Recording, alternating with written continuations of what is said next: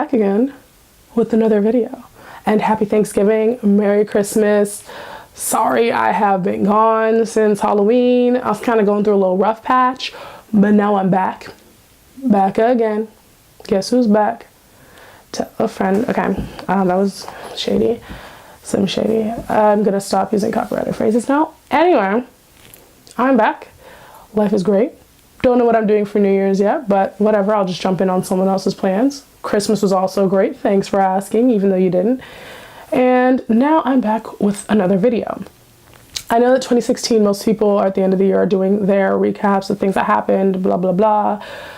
2016 is kind of a messy year, so I'm not even going to try to even touch on everything that went on in 2016.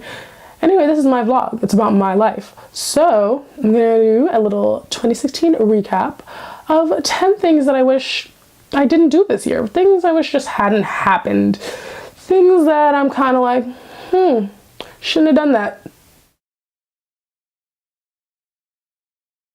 And I wish I never had management tell us how to use our heaters or to fix our heating, because I just received a $400 electricity bill.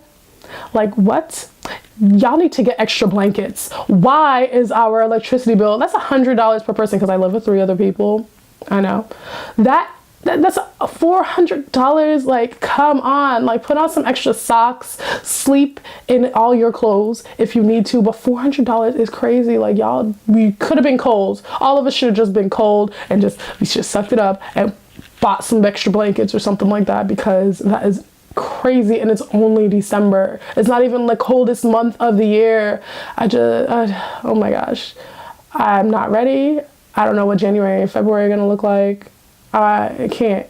So if I could redo like 2016, heck, if I could redo 2015, I would just have not even bothered to figure out what's going on with our heating, and I would have been like, hey y'all, we might just need to get some blankets, and then that'd be it. I wish I didn't waste time ever buying groceries in an actual grocery store. I had to lug gallons of water and then pasta sauce and milk and all these different things in tired grocery bags that are cutting into my wrists and hands, and lug them all the way home. And I did that for like 8 months of the year. Like, what is this? That's so primitive. And then I found out about ordering groceries online with like Amazon and Fresh Direct and stuff, and that's what I started doing. And I have not been to a grocery store in like 5 months, but I feel like I've wasted so much of the year going to grocery store like a regular person. Like, what? I'm never doing that again, and I wish I had never done it before, ever. You know, when you order online, you can get everything it is that you want. You don't have to sit here and be like, well, I guess I don't need butter this week because I can't carry it. No, you get whatever you want. And then the guy comes and you give him $1 or $2 or however much you want to tip him. And I mean, tipping is not even mandatory, but you know, you should tip people because they're doing a service. But still, and you give him $1 or $2, he brings it in, he carries the heavy boxes, like, you know, the Lord carrying your burden, and he puts it down in your house wherever it is you want it, and you say, all right, thank you. And then you do it again next month, and you never have to see a grocery store, the inside of a grocery store, ever. It is no secret that the 2016 elections were messy, to say the least. And because of that, I'm pretty sure like a lot of relationships got kind of messed up. A lot of friendships, family ties were kind of like a little messy. And because of that, I wish in 2016 I hadn't engaged in political discussion with friends and family at all. Because no matter what you say, no matter what side you're on, no matter if you're playing devil's advocate, no matter how much knowledge you actually have because you kind of like this was your job for a whole year and a half, anyway, no matter how much knowledge you actually have, doesn't really matter to anyone, because you will always be wrong. And then you'll go down the rabbit hole, and then things will get crazy, and then you gotta end up cutting family members, and then, you know, like, then you just end up sitting by yourself at the Thanksgiving table, and you don't want to do that. Don't end up like me. Don't engage in political talk at all for 2017. For the next 4 years, for the next 10, however long you need to never engage in political discussion to just save your friendships and your family ties, do so. I wish I hadn't sat on a bus for 5 hours coming from Washington, D.C., sitting next to someone who had the nerve to steal my seat. Like, hold on, let me tell you the story. So, I'm coming from Washington, D.C., sitting next to this guy. He was sleeping the whole ride, like, on and off.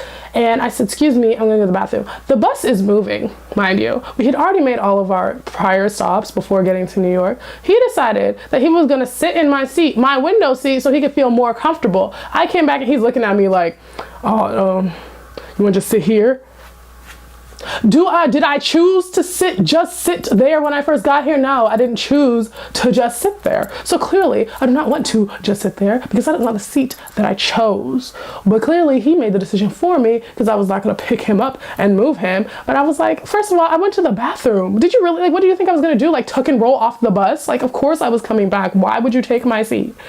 And I had to deal with that for like 5 hours. And on top of that, there was like some girls behind me. I think they were from Italy because that's the language they were speaking. And she decided that she was just gonna take her hand and shove it up into my hair. And like, I don't know what she was grabbing for. I don't know what she was doing. Like, she might have been trying to do something else and it hit my head. But I'm looking around like, what could she be grabbing for? I don't know. And then I turned around like, excuse me. And she's just like, oh, haha, sorry. What? Why? Why are you touching my hair? Like, I don't understand. It's just nothing's making sense to me. There was no reason. I was just like, Solange, where you at? Solange needed to just come through and speak for me at that moment because I was very, very upset. So the reason why I ended up going to DC to begin with was because I was thinking that I might be moving to DC. My job was ending. I didn't know what was going to happen next for me, and some opportunities in DC were looking kind of promising. So I was like, all right, I'm going to go to DC, figure out some stuff. And I really wish I hadn't assumed I was moving because I went through all this stuff to have people come and check out my room. I put my room up for sale on different websites. And then I started reaching out to all these people in DC. I started looking up the areas of DC to not go to, which is apparently you don't cross the Anacostia River for anyone who is planning to go to DC. That's what I was hearing. And I also found out that DC prices are cray. Though they're just as bad as New York City prices. But anyway, it was all this stress and all this like craziness only for me to find out that I didn't have to move and that a job was going to open up for me here in New York City. But I disappointed a lot of people because I kind of had promised my room to different people that now have to go find someplace else to stay. So I wish I hadn't thought I was moving. It wouldn't be me if I am not weird or awkward 95% of the time, especially when I'm on a date. So I wish I hadn't gone on a date and told this guy that I felt like a slave while I was at a botanical garden that kind of looked like a plantation. I don't know why I figured that would be like kind of cool to say. It wasn't cool. It was weird. He said it was weird too. It was weird. It was weird. And I wish I hadn't said that. I wish I hadn't hyped up my Halloween costume knowing full well I was not about to spend money to do anything. I mean, one of my videos, I was like, oh, guess what I'm gonna do for Halloween, blah, blah, blah. And then I didn't end up doing anything. And I went to the parade, but I didn't dress up as anything. I mean, I wanted to be Missy Elliott, but I tweeted at her to get her costume because I didn't want to actually spend money on my own costume. So I wanted the one that she wore in the WTF video, and she didn't respond. I think it's because she didn't see it clearly, because she did see it, she would have responded to me. But because I didn't get that, I just was like, no, I guess I'm not gonna be anything for Halloween. My creativity just ended there. And so I just went looking regular, very regular. And speaking of Halloween, I wish I hadn't then and just always started conversations with people on the train that I have no way of escaping from. It's really weird to start a conversation with someone on the train because you don't know when they're getting off, and then you just kind of start, and if they don't necessarily kind of also stop the conversation, then you're just stuck trying to make small talk until one of you is able to get off the train, and you don't know when in the world it's gonna happen. And on Halloween, there was this guy who was dressed really cool and like a king or something, and he got all this big jewelry and a big king's hat, and I was like, oh, I really, really like your costume. And then we got into a conversation, and then I was like, oh my god, how am I gonna get out of this conversation? Because I'm done talking to him, but he wasn't done talking to me.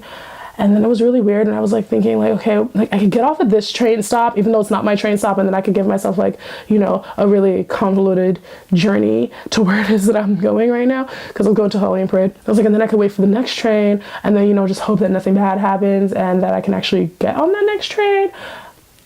It was a mess, and I contemplated this for a couple stops, but then luckily he got off at, I don't know where he got off at, but he got off before I was about to get off, because I was going to do it just to avoid the conversation, or at least like get out and then try to go to a different train car. But then I was like, oh, but what if he sees me go to the different train car? So then, you know, like I was thinking too hard.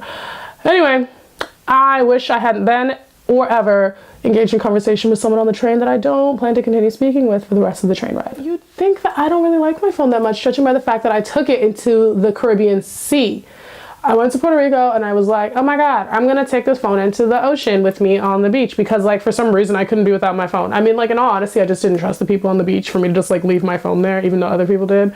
And like it was some locals, they were like, oh, just leave your phone on the beach. And I'm all like, no, I'm from New York. You don't just leave your phone nowhere, sorry. And so I was like, I'm gonna bring it into the water. I had supposedly my phone case was waterproof. It was like a little pouch thing that I got on Groupon. Don't trust waterproof cases on Groupon. Don't trust them. It was not worth it. I took my phone up and I was like, oh my God, let's take a picture. Smile, guys. And while I'm doing that, I see that there was water in my case up to here. And I was just like, oh my gosh. That's up in the phone jack. That's up in the charger port. Like, it was comical. I turned my phone upside down and like water just pouring out of it. I was so upset. It ruined the rest of the day. I had to pay $175, and y'all know how I am about money.